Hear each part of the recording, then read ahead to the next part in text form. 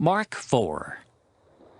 And he began again to teach by the seaside, and there was gathered unto him a great multitude, so that he entered into a ship, and sat in the sea, and the whole multitude was by the sea on the land.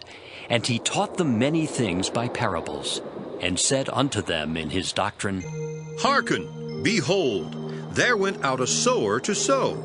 And it came to pass, as he sowed, some fell by the wayside, and the fowls of the air came and devoured it up. And some fell on stony ground, where it had not much earth, and immediately it sprang up, because it had no depth of earth. But when the sun was up, it was scorched, and because it had no root, it withered away. And some fell among thorns, and the thorns grew up and choked it, and it yielded no fruit. And other fell on good ground, and did yield fruit that sprang up and increased and brought forth, some 30, and some 60, and some 100. And he said unto them, He that hath ears to hear, let him hear. And when he was alone, they that were about him with the 12 asked of him the parable.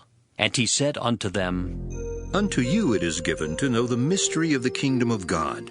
But unto them that are without, all these things are done in parables, that seeing they may see and not perceive, and hearing they may hear and not understand, lest at any time they should be converted, and their sins should be forgiven them.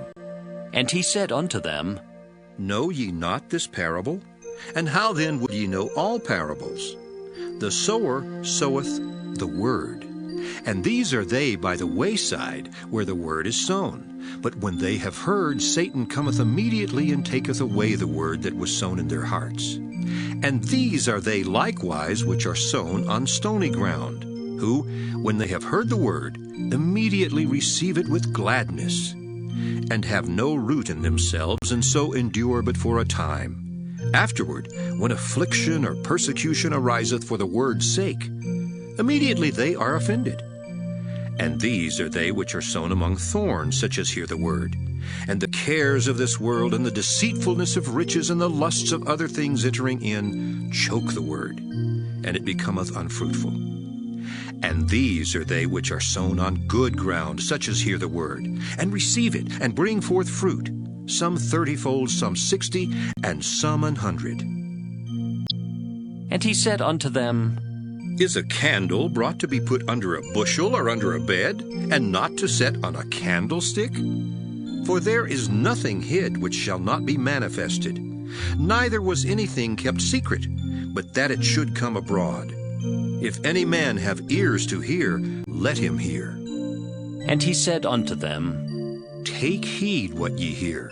With what measure ye mete, it shall be measured to you, and unto you that hear shall more be given. For he that hath, to him shall be given, and he that hath not, from him shall be taken, even that which he hath.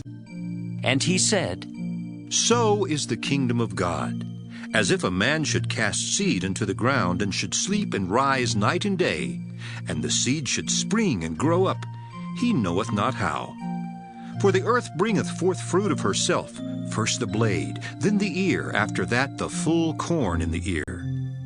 But when the fruit is brought forth, immediately he putteth in the sickle, because the harvest is come. And he said, Whereunto shall we liken the kingdom of God? Or with what comparison shall we compare it? It is like a grain of mustard seed, which when it is sown in the earth is less than all the seeds that be in the earth. But when it is sown, it groweth up, and becometh greater than all herbs, and shooteth out great branches, so that the fowls of the air may lodge under the shadow of it. And with many such parables spake he the word unto them, as they were able to hear it. But without a parable spake he not unto them, and when they were alone he expounded all things to his disciples. And the same day, when the even was come, he saith unto them, Let us pass over unto the other side. And when they had sent away the multitude, they took him, even as he was, in the ship. And there were also with him other little ships. And there arose a great storm of wind, and the waves beat into the ship, so that it was now full. And he was in the hinder part of the ship, asleep on a pillow. And they awake him, and say unto him, Master, carest thou not that we perish? And he arose and rebuked the wind, and said unto the sea, Peace, be still. And the wind ceased, and there was a great calm. And he said unto them, Why are ye so fearful? How is it that ye have no faith? And they feared exceedingly, and said one to another, What manner of man is this, that even the wind and the sea obey him?